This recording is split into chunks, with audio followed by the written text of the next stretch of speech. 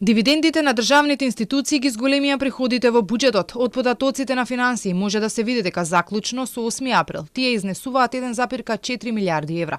Во јануари и февруари вкупно се собрале 770 милиони евра.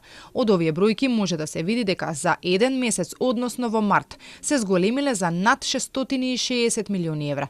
Но ова не е поради подобрена наплата од даноци, туку од дивидендите на државните институции. Односно ова може да се протолкува дека во буџетот се прибира нето добивката од државните институции откако таа ќе се оданочи. Од колку и кои точно институции се земени овие средства не се знае, но она што е познато дека има доста со вакви добивки. Имаме зголемување на наплата и во едноночните приходи. Што значи тоа? Тоа значи дека наплаќаме дивиденди од оние институции кои што имале добри резултати во 2023 година.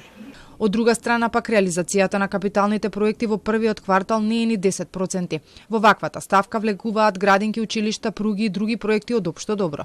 Министерката Кочовска слабата реализација потпира на лошите временски услови со образложение дека кај нас најчесто во капитални влегуваат инфраструктурни проекти, но имало и промена во методологијата на пресметка. Сепак ветува подобри бројки во следните квартали. Не зборуваме за нешто што значи аванси, не зборуваме за нешто што значи плаќање на гаранции за акционерски друштва и така натаму, сето тоа вие под линија. Кога ќе ги споредите податоците, ќе видите дека имаме многу подобра реализација. Повторно кажам, во периодот кој што ќе следи, очекувајте многу поголема реализација на капиталните инвестиции или расходи во однос на предходниот период, токму заради тоа што веќе времето станува поубаво. Рече се секоја влада во буџетот високо ја проектира ставката капитални расходи.